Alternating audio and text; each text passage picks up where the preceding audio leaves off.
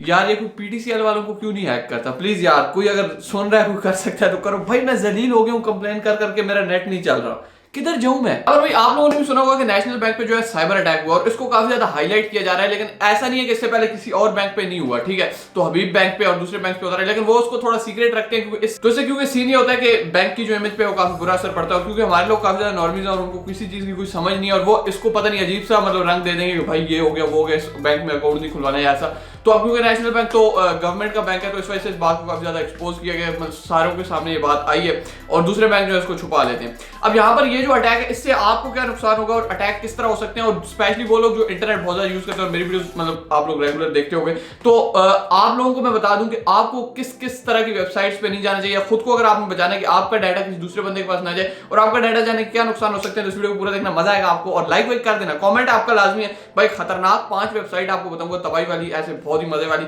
और अगर इस वीडियो पे 1000 कमेंट्स होते हैं तो यस। तो हमारी आपको पता है बहुत मजे मजे की वेबसाइट और ऐप आपको बताता जा रहा हूं, थोड़ी थोड़ी मतलब पंगे उंगले कर सकते हैं दूसरे बंदों के साथ जाके, ठीक है?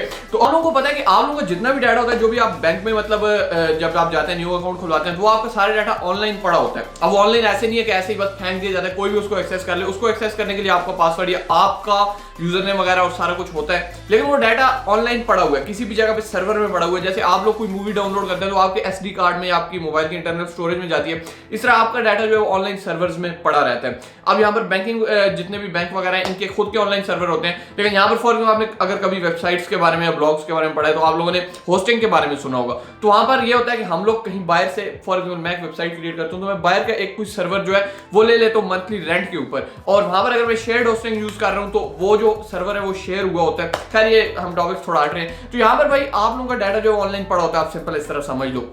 अब आपको अगर कुछ भी देखना है, आपको अपना बैंक बैलेंस देखना है, आपको देखना है कि लास्ट ट्रांजैक्शन कितनी हुई, लास्ट आपने जो है मतलब उसमें कितने पैसे आपने डाले बैंक के अंदर, वो सब कुछ आपके सामने होता है। अब यहाँ पर जो हैकर्स होते हैं वो किसी भी वेबसाइट के लूप होल्स ढूंढते हैं और उनका काम ही होता है कि उन लूप होल्स को ढूंढ के उस वेबसाइट को हैक करना, उसका डाटा एक्सेस करना, उसका डाटा मतलब ले लेना। किसी भी वेबसाइट में यहाँ पर कॉमन जो लूप होल्स हो सकते हैं जैसे एसक्यूएल इंजेक्शन हो गया, उसके अलावा लैक ऑफ एसएसएल सर्टिफिकेट हो गया, ठीक है? और उसके अलावा भी इस तरह के बहुत सारे होते हैं जैसे इजीली अवेलेबल सोर्स कोड, मतलब सोर्स कोड अगर उसका अवेलेबल है तो फिर तो भाई बहुत ईजी है उस वेबसाइट को हैक करना और उसका सारा डाटा उठाना। फक तो भाई वीडियो बनाते बनाते लाइट जा चुकी है, अब लाइट चली गई है तो भाई यहाँ पर मेरे जो स्टूडियो है, पता नहीं मेरी शक्ल देख नजर आ रही है या नहीं, मेरे स्टूडियो में यूपीएस भी नहीं लगा हुआ। तो अब भाई सीन ये है कि मुझे जब लाइट दोबारा वापस आएगी तो बाकी की वीडियो तब शूट करनी पड़ेगी। तो यार मतलब क्या करूं मैं, पापड़ा वालों इनको भी कोई हैक कर लो। 2000 years later. तो भाई फाइनली आफ्टर लॉन्ग 5 आवर्स हमारी बिजली आ चुकी है। मतलब किधर जाएं हम लोग, क्या करें, ठीक है? तो यहाँ पर भाई मुझे याद तो नहीं है एग्जैक्टली मैं कहाँ पर था, बट स्टिल। तो इसके अलावा अगर हम यहाँ पर बात करें तो क्रॉस साइट स्क्रिप्टिंग हो गई, उसके अलावा ब्रूट फोर्स अटैक लोग करते हैं, ठीक है, इस मेथड से ब्रूट फोर्स से, और उसके अलावा हैकेबल सेशन आईडी हो गई या ओपन अगर जो सोर्स कोड है वो इजीली अवेलेबल हो। और उसके अलावा यहाँ पर अगर एक इंपॉर्टेंट चीज के बारे में बात करें ना तो वो है एसएसएल सर्टिफिकेट का ना होना। अब यहाँ पर एसएसएल सर्टिफिकेट का मतलब होता है सिक्योर सॉकेट लेयर। अब इसको आप सिंपल वर्ड्स में इस तरह समझ सकते हैं जैसे आप एक वेबसाइट विजिट करते हैं, ठीक है?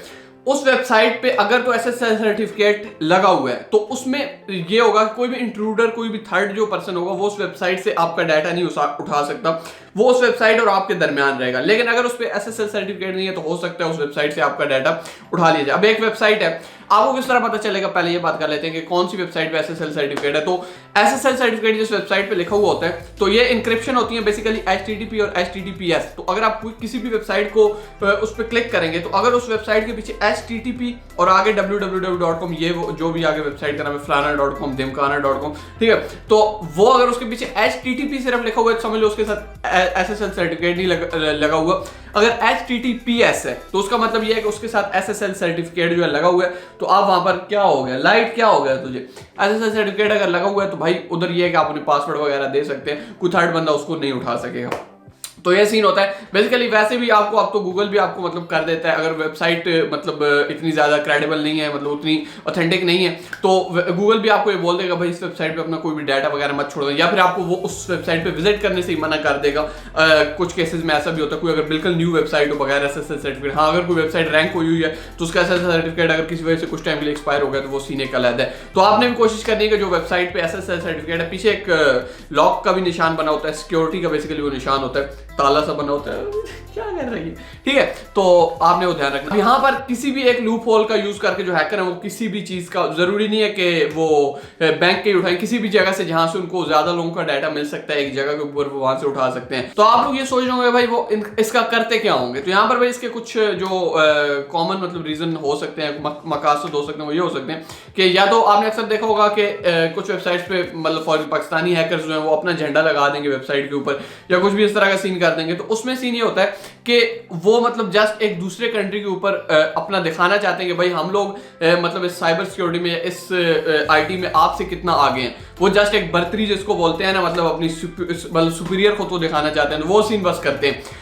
दूसरा केस, आपका जो डाटा है भाई, अगर आप हो सकता है आपको पता भी ना हो, आप में से बहुत से लोगों का जो डाटा है वो डार्क वेब पे बिक रहा हो। मतलब डार्क वेब एक ऐसी जगह है जो आप लोगों को मैंने बहुत अच्छे से वैसे डार्क वेब के बारे में एक्सप्लेन किया हुआ, आप मेरी कुछ वीडियोस देख सकते हैं। आप टॉप 4 डार्क वेब आगे टॉप 4 यू लिखेंगे तो मेरी वीडियो, मैंने बहुत सिंपल वर्ड्स में आपको बताया कि डार्क वेब क्या होती है, किस तरह उस पर लोग जाते हैं, तो आपको समझ आए। सिंपल वर्ड ये है कि एक ये जो है इंटरनेट, गूगल वगैरह सर्च इंजन से जो आप एक्सेस कर सकते हैं इजीली, जो आपके सामने है, ये इंटरनेट वो है जो ऊपर इंटरनेट, जो आपको उसके नीचे एक इंटरनेट है जिसको डार्क वेब बोलते हैं। बाकी एक्सप्लेन मैंने आपको ऑलरेडी किया हुआ है, यानी छुपा हुआ इंटरनेट, उसको इजीली आप उस डार्क वेब में घुस नहीं सकते, बट घुस सकते हो, बहुत ही मतलब इजी नहीं, बट आपको थोड़ी बहुत समझ आ इजीली आप जा नहीं सकते हो, ठीक है। टॉर ब्राउजर का बेसिकली ज्यादा लोग यूज करते हैं, ये और भी मेथड है।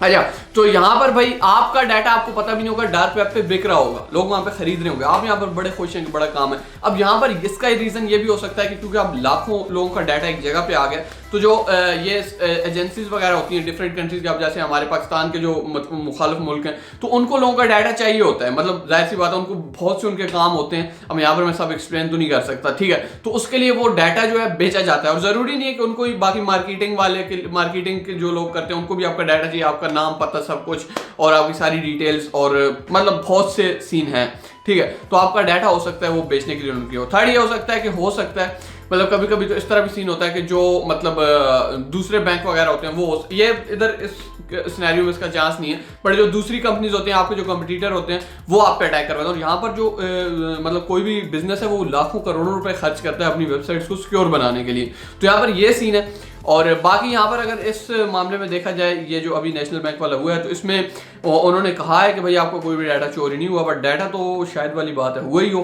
तो बाकी ये है कि आपके पैसे वगैरह वहाँ पर सेफ हैं, और ऐसे अटैक होते रहते हैं। ये नहीं है कि कोई बड़ा अनोखा वाक़या हो गया, ये दुनिया में हर जगह पे होते हैं। हमारी ये है कि अभी जो मतलब IT सेक्टर है वो थोड़ा इतना ज़्यादा एडवांस नहीं हुआ, उतना मैच्योर नहीं है, तो थोड़ा बहुत सीन मतलब हो जाता है। खैर, इतना आपको, अगर आपका अकाउंट भी है तो आपको उतनी ज़्यादा टेंशन लेने की ज़रूरत नहीं है। वहाँ पर एक्सपर्ट्स बैठे हुए हैं, उन्होंने ऑलरेडी मेरे ख्याल में तो रेडी भी सारा कुछ सीन ओके है। आप अपनी ट्रांजैक्शन वगैरह ATM से अगर आप करनी है तो आप कर भी सकते हो। बाकी भाई अगर आपकी कोई भी खिदमत हमारे लायक हो तो नीचे कमेंट सेक्शन में बताइए। बाकी हम इंस्टाग्राम पे मुलाकात कर सकते हैं। अल्लाह हाफिज़।